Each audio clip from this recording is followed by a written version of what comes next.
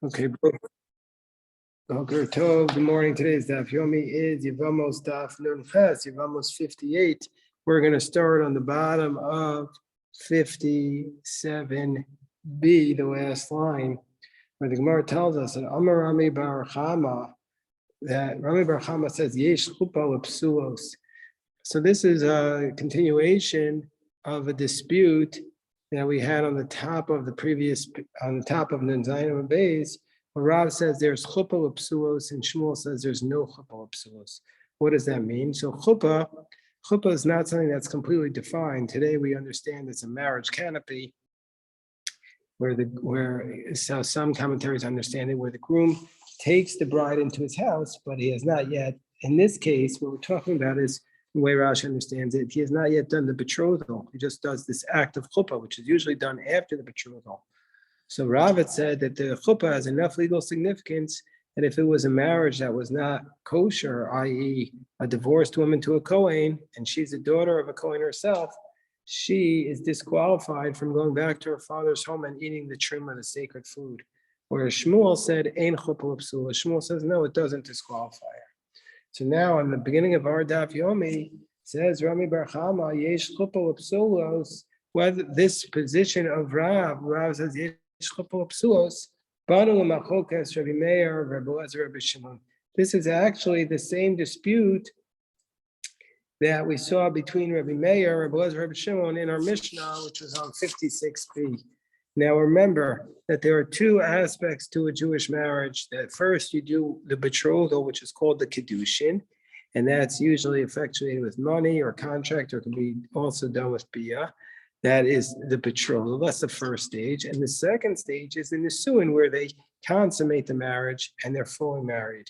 So according to Rabbi Meir, let's say you had done, and our Mishnah, he had said kiddushin, possibly, according to Rabbi Meir, his position was that if you have just the betrothal state and it was done with a marriage that was disqualifying, i.e. a divorcee to a Kohen, and then she's no longer able to go back to her home, to her father's home, and eat the truma there because she's become disqualified by participating in a disqualified marriage. Chuppah nami pasal. According to Rabbi Meir, chuppah is also disqualifying. If she participates in a chuppah in a disqualifying marriage, it's also going to disqualify her. Whereas according to Rabbi Elazar, Rabbi Shimon, the Amri Kedusha will possibly, they say Kedushin does not disqualify you. They're going to be in the position that chuppah nami will possible, that if she has a chuppah in a disqualifying marriage, she's also not going to be disqualified. Mar says, Umimai, how do we know that they are the same dispute? Maybe with respect to the betrothal there, Rabbi Meir says the Kedushin will disqualify her. Now, the Kedushin, the Kanila, because Kedushin is a valid form of effectuating a legal change and making the woman betrothed. Of a chuppah, the little Kanila, well, but maybe chuppah, there's no legal change. So maybe it doesn't have an impact and doesn't disqualify her. Or Inami ad Kanila Kamri Rabbi Elazar, Rabbi Shimon Hasam, or maybe only in that circumstance do Rabbi Elazar, Rabbi Shimon say that she's not disqualified by Kedushin, because once you've done the betrothal, the little creepy would be, even once you have betrothal, you're still not allowed to engage in bia, in this sexual act. It's only when you're fully married that you're allowed to. Of a chuppah, the creepy would be of a chuppah where you're now, the bride comes into your home, maybe now too, achinami de pasla. Maybe here also it's going to disqualify her. So even though Rabbi Elazar, Rabbi Shimon say in general she's not disqualified, maybe here also she's going to be disqualified. Elaiko ameimar bepukta dahani tanai. But if you want to say that there is a dispute about yesh chuppah l'psulos, that Rav's position was that chuppah is disqualifying, and if that reflects an earlier dispute, you could say it's the following dispute. Titania, we learned in a brisa, nisu zu v'zu, that if the Kohen married different women, kisheres upsulos, if he married a woman who he's allowed to marry or a woman who is disqualified, oshen nichnasu l'chuppah. If he married them, nisu is usually understood to mean full marriage. We'll see what it means here. or if he took them to the chuppah, but they did not consummate with bia, under those circumstances, ochos mishalo, that he's required to support them because he's brought them into a status of chuppah, the ochos betruma, and still also she's obligated, and also she can eat the truma while she's married to him. So the Gemara says, well, what are we talking about here? What's the circumstance? Nichnasu. The Gemara interrupts the brisa. Nichnasu, and when it says that when she is brought into the chuppah, nichnasu, we call the nisu mamish. That implies that the earlier status is that she's fully married. Is that really possible? It can't be, because it can't be that we're talking about a situation where she's fully married, because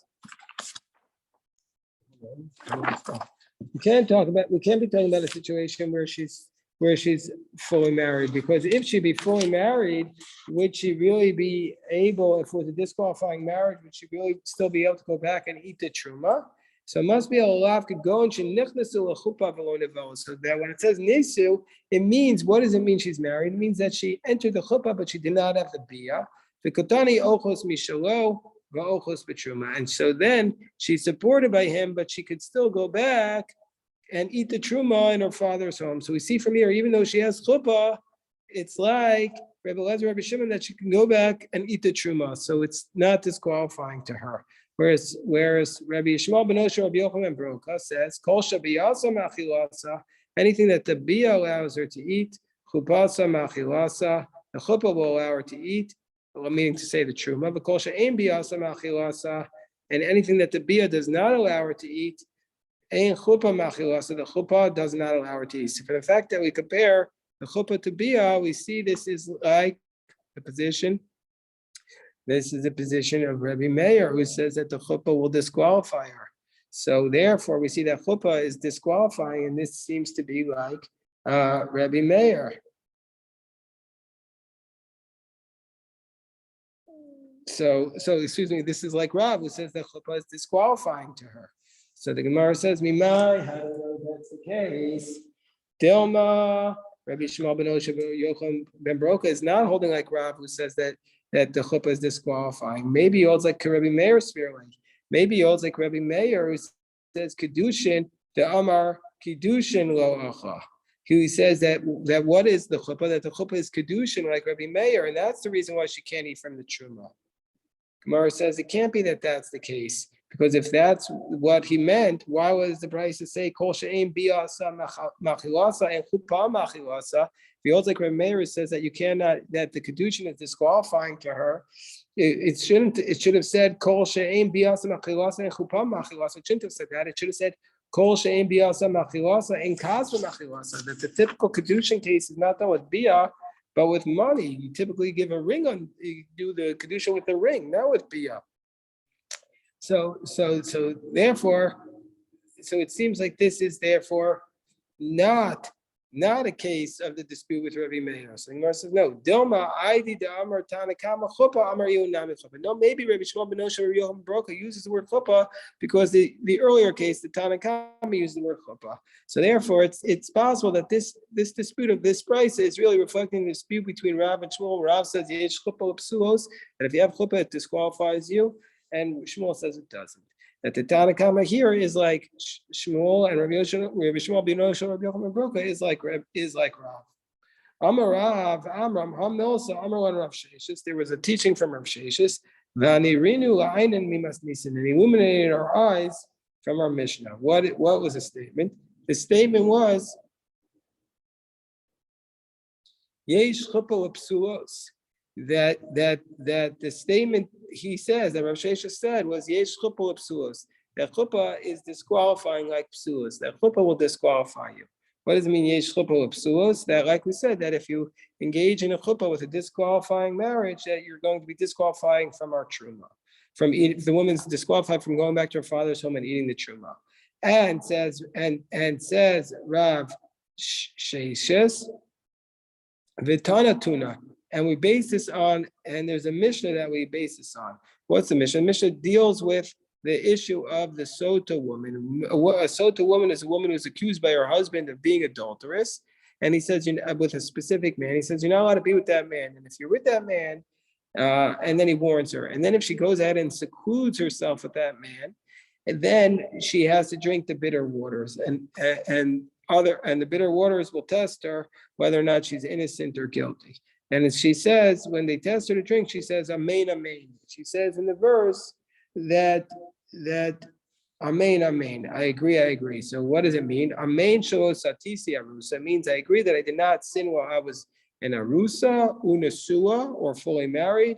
Shomeres Yavam, while I was waiting for Yibam with my brother-in-law, Ukanusa, or after my brother-in-law had married me when he was a Yavam. So now we analyze this statement. What is this Mishnah referring to? What does it mean when it says that she's an arusa, that she's betrothed? If you want to say it means that he warned her when she was an arusa, and he gives her the wasota waters to drink when she's an arusa. Arusa bas mishtayahi. Do you think an arusa is capable of drinking the bitter waters? Vatanan. Arusa v'shomeres yavam v'shotos v'nosos ksuva. But we learned in the Mishnah that an arusa and also a shomeres yavam, an arusa, and also a woman who's waiting for yibum from her brother-in-law, they do not drink the bitter waters. But if they were accused of being secluded after they were warned, well, no ksuva, they're divorced without the ksuva. So it can't be that we're talking about that she was an actual betrothed woman, because those women don't drink the bitter waters until they're fully married. So it must be dekanilak shi arusa. It must be that he warned her when she was in arusa. Vistatra, then she became secluded. The kamashkalak shehinasua, and then he gives her the waters to drink after he consummated the marriage with her. Well, if that's the case, mibad kalamaya, though the bitter waters won't test her there. The ordeal of the bitter waters won't work in a situation where he warned her, she was secluded, then he married her, and then he said, I want you to drink. Because then he wasn't allowed, once she's been secluded after he warned her, he's not allowed to be with her again. He's not allowed to have relations with her. And so then he did a sin by having the relations with her. And it says that the man will be free of sin, which means that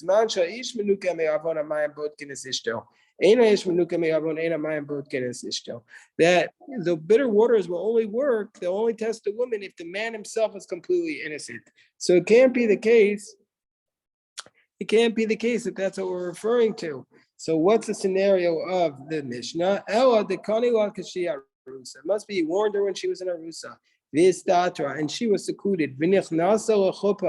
He warned her when she was in Arusa, she was secluded, and then he took her to the chuppah, and he didn't have bia with her. And that's what we're saying, that's what he's warning her about. Ushmamina, and we learn from here, yesh chuppah lepsuos. And so doesn't this prove, like Rav's position, says the Gemara, says Rav Amram, that yesh chuppah lepsuos, from the fact that he took her to the chuppah, she's going to be considered his wife, even though he doesn't consummate it. And so we consummate the marriage. So we see from here that there is chuppah to disqualify the woman, because chuppah is considered to be like marriage, even though it's not consummated. So therefore, she's going to be disqualified from meeting the truma in her father's home also. Says Rava, V'tizbra, is this logical? You think you answered it properly? But we know, do you think you really edited and interpreted the Mishnah properly? He brought a bryce in his hand when he came from Eretz Yisrael. He says, it says in the verse, it says in the pasuk, and because you sinned with a man other than your husband, which means that it can't, that what the Brisa says is Misha Kadma Shchivas Baal Aboa, Kadma Shchivas Baal Aboa. That the sota waters, the bitter waters, a test only work if it was a woman who she first had relations with her husband and then sinned with the adulterer. But if she first had relations with the adulterer before sinning with her husband, then it's not going to work.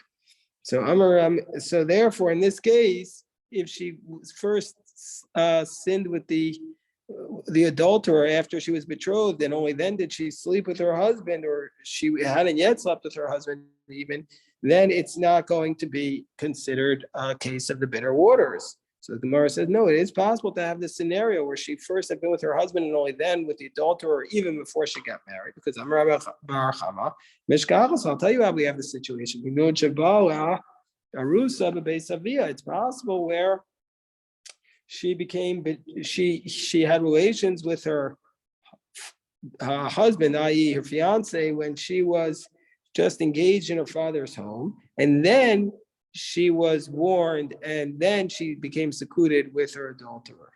So that is possible to have this scenario and support the scenario of chuppah being psulos. Gemara says, well, the problem with that is the kavase gabe shomeres yavam. Whenever the brisa or the Mishnah is listing parallel cases, it says compares an arusa to shomeres yavam. And if you say in the case of arusa, she's already had relations with him when he was with her husband when she was still just in arusa, when she was still just betrothed. Well, would you say the parallel case by the shomeres yavam is she's had relations with him while she's still a shomeres yavam? That's actually impossible, because the kavasik of a shomeres yavam shebala yavam bebeis chamela. You want to say, well, that her yavam had relations with her in her father-in-law's home. Shomeres yavam karis le ishta mi'alyahu. If she was a shomeres yavam and she had relations in her father's home, then she's actually his full wife at that point. So that's not possible. Now, I'm a Rav, Kanal Akol, we're on the top of 58b. Rav says that if the Yavam has relations with his Yevama, she's completely betrothed to her. So therefore, Gemara says, well, no, it's possible. So she's fully married. So she's no longer like an Arusa. In the case of a regular marriage where they're betrothed, if they have relations without intent to fully consummate the marriage, she's still an Arusa. But in the Yavam, she's going to become a complete wife. So Gemara says, no, it's like Shmuel, Damar Lokana, Advarim Amnur Beparsha. Shmuel says, no, even if they have the Bia while she's a Shomeres Yavam, she's not fully married. She's only married for those things that are listed in the Torah, that like specifically in that passage, i.e., like, for example, for inheritance. So the Gemara says, yeah, but Midehu Taim El Rav. No, but we're trying to understand how there's a position, a Mishnah like Rav who says Yesh Chuppah Psulo, so you can't, and Rav is the one that says Kanal Akol. Rav says she's completely married. So you can't say, well, it's like Shmuel. That's not going to work because Shmuel's arguing with Rav. And Rav says Kanal Akol. So the Gemara says, no, Hachamay Askin, and here what we're talking about is, so what's the situation here? Kagon the Avabai Maimer. And so what happened was there was Shomeres Yavam, and what he did was the brother-in-law did Maimer with her, and then after he did Maimer, so she's betrothed him, then he has relations with her in her father-in-law's home, meaning to say in her home. So we see from here. So that's a circumstance. Could go into Avabay Maimer, Beishamah, Damri Maimer Kona Kenyan Gamor. So and it's according to Beis Shammai, who says that the Maimer is going to affect a complete betrothal and say she's now like an Arusa. And now she's gotten rid of the Yibum completely. Meaning to say, Beis Shammai's position is that once you do Maimer, she's no longer even a Shomeres Yavam, and now she's like a completely betrothed woman to you. So basically, he does Maimer with her. So now she's like his betrothal. Then he has relations with her, and only afterwards does he consummate. And only afterwards does he take her to chuppah, and then he had warned the adulterer. So the Gemara says, well, effectively, what you've done is you turn this woman who's a shomeres yavam into an arusa. Arusa. Well, then she's basically an arusa at that point. So it's the exact same case as the arusa. The Gemara says, well, tamech nesua kenusa lav chadamel. The Gemara says, yeah, but the Mishnah is already talking about nesua and kenusa are really the same thing. One is where she's fully married, and one is where it's his brother's widow who he fully marries. So those two are basically almost the same case. On nesua today, kenusa dechavre. Just nesua is where he marries the woman, and kenusa is where he marries his brother's widow. Hachanami arusa today. So the arusa is where he marries his fiance. And Shomeres Yavam, the Chavre. And Shomeres Yavam is where he marries his brother's widow. It's just two ways of basically saying things that are very similar. Rav Papa Amar, Rav Papa says, Hi Tanu Detanya. Rav Papa says, no, I'll give you a different explanation of the Mishnah and Sota. Rashi explains, Rav Papa is saying, don't learn from this source, the Yesh Chuppah Psulos. Don't learn from the source that there's chuppah to disqualify. Rav Papa says, no, I'll tell you what this case of the Sota is referring to. Rav Papa says the case of the Sota is referring to Titania, Haitanu Titania, that this is the following source, that the source is as follows. We learned, A Mekanin la Harusa, la Shkosa, Kishihi Arusa. Yeah, that which we said, when we want to understand what does it mean when it says Arusa Nesua. Rav Papa says, I'll tell you what it means. It's nothing to do with chuppah or yesh chuppah or psua. So what it means is, yeah, we said you're not allowed to warn an Arusa to cause her to drink while she's in Arusa, but you can warn her, and then after you get fully married, and if she's secluded, then she would be able, you could able to give her the bitter waters to drink. That's what Papa says it means. When it says Arusa, it doesn't mean that you warn her when she's in Arusa. It means you warn her when she's in Arusa, and so then you're going to give her to drink when she's fully married. That's what Papa says. Going to Rashi explains. Going to Kinola Kashi Arusa. You warned her when she was betrothed, and then he married her, and he consummated, and then she went ahead and was secluded with this man, and then he gave her the bitter waters to drink through this warning, and that's what we're referring to. So that's what our Papa says. Hi Tanu Titania, Nachmar Yitzchak gives a different answer. He says, Gilgal. He says, I'll tell you how you can get her to drink the bitter waters when she on the basis of what she did when she was in Arusa. Because basically, once you get her, there's something called Gilgal Shvua. Gilgal Shvua is you cause somebody, once somebody has to take an oath on one thing, you could force them to take an oath on a matter which otherwise you wouldn't have been able to force them to take an oath. So once she was fully married and you accused her and she was secluded accused her of being adulterous and she was secluded with another man, just like at that point you could force her to be. You can force her. Hold on, let me put in my AirPods. Hold on. At that, force her to take an oath about when she was in a sewer, but also you can then force her to take an oath to an earlier point when she was just secluded. So that's the basic idea. This is called the concept of Gilgal Shvua, that you can force her to take an oath at an earlier point. So Shalach Rav Chanina. So that's how he explains it could be you force her to take an oath about the Arusa. So Shalach Rav Chanina Mishmei Rabbi Yochanan. So he says. Ha'osa, so he says the following teaching in the name of Rabbi Yochanan. Ha'osa maimer b'yevama, that if somebody does maimer with their yevama, i.e., what does he do with the yevama? He says he betroths her. V'yesh lo ach, and this person who does the maimer, i.e., the brother who survives, the surviving brother who does maimer with her, this brother has a surviving brother. Afilu he kohen. The Kohenes, even though he is a Kohen and she is a Kohenes, meaning to say he's a Kohen, so he can eat Truma. And if she's married to him, he can eat Truma. And if she was stayed in her husband's home, she'd be able to eat the Truma from that home or go back to her father's home. She'd be able to eat the Truma. Nevertheless, in this case, where he does Maimer, Pasal Minat Truma, she's going to be disqualified from the Truma. The Gemara is going to say, why? Laman, why is she disqualified from the Truma? Rabbi Meir, if you want to say it's according to Rabbi Meir, who says in our Mishnah 56b, Rabbi Meir had said that if she is kedushin with a disqualifying man, she cannot eat the truma in her father's home because she is mishtamer. She's waiting for a disqualified marriage by being like a Kohen with a divorcee, for example. So too here also. She has the mimer with one. She has the mimer with the one brother. So that she's betrothed to him, but she also still has a zika. She has a connection with the other brother. So therefore, she's mishtameres to a bia psula. She's waiting for his disqualified bia. So, but you want to say, according to Rabbi Meir, it says mishtameres bia psula. Then if she's waiting for this disqualified marriage, she can't eat it. The truma, but that's midiaraisa. That's in the case of a Kohen to a divorcee. That's a biblical law. But the Rabbanan miyamar, but in this case, the Maimar only creates a rabbinic connection. Would he even say it in this case as well? And so would he say it there? And Val Rabbi Lezer, Rabbi Shimon. So you want to say according to Rabbi Lezer, Rabbi Shimon? No, that doesn't work. Hashta mishtameres will be a psula diaraisa. If she's waiting for bia psula, which is biblical, then she's able to. If she's waiting for the bia psula, which is biblical, Rabbi Elazar Rabbi Shimon would still allow her to eat the truma in the case of our Mishnah, where we're in a situation where she's a divorcee married to a Kohen. For sure, in this case where she only has Maimer with one brother, for sure he would allow her to eat the truma.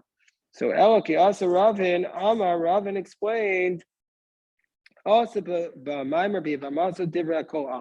if he does the Maimer in his Yevama, everybody would say that she's still able to eat the truma. If she has but if this Maimer, if the brother has another brother who's a cholol, i.e. she's not allowed to marry, even Rabbi Elazar Rabbi Shimon would say she can't eat the truma. Why? Because that cholol can never allow any of his wives to eat the truma because he's become disqualified, and so none of them could ever eat the truma. So they're only arguing about a situation where when he was in a state of yibum with her, when she was shomeres yavam, he gave her a get at that point, which is just a rabbinic severance of the marriage. So Rabbi Yochanan Amar Ocheles, Rabbi Yochanan says that she could still eat the truma. Rish Lakish says ein ocheles. Rish Lakish says under those circumstances she can eat the truma. Rabbi Yochanan says ocheles, she can eat the truma even according to Rabbi Meir. Feel Rabbi Meir the Amar ein ocheles, even though Rabbi Meir says in the case of shomeres bia psula she can't eat the truma. Hani mili mishtameres will be psula d'oraisa. That's in the case of our Mishnah, which is a biblical disqualification. But in this case, it's just rabbinic because the get only prevents him from being with her rabbinically, and so therefore she'd still be able to eat the truma. Whereas Rish Lakish says ein ocheles. Rish Lakish says she cannot eat from the truma, and there's this circumstance where the yavam gave the shomeres yavam a get. Even according to Rabbi Elazar, Rabbi Shimon, who say ocheles that she could eat the truma in a case of a kohen gadol with a widow or a kohen with a divorcee. Hani migli di'eshel achel b'makom acher, because there are other cases where this kohen could give another woman to eat from the truma. But in this case, the circumstance, we never have another circumstance where a kohen who gives his wife a get can ever also give her truma. So therefore, Rabbi Elazar Shimon would not say that she can eat the truma. They would agree that she's disqualified. Gemara says, "V'chi tema achinami yeshlo la'achila b'chozeres." But we say, yeah, there is a circumstance where she can eat the truma. B'chozeres, in a situation where the kohen gives her complete get, and then she goes back to her initial father's home, then she can eat the truma. Gemara says, yeah, but chozeres paska minei b'krovo beinacha. Yes, she can eat the truma, but it's because she's completely severed the relationship with her husband. Avoha agidabe, but here she still has the zikatim, and so therefore it's not a comparable case.